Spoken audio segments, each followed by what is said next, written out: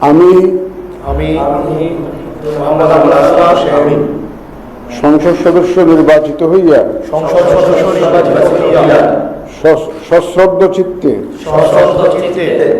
শপথ বা দৃঢ়ভাবে ঘোষণা করিতেছি যে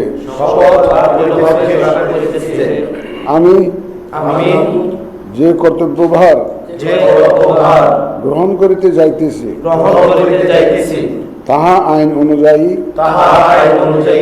ও বিশ্বস্ততার সহিত পালন করিব।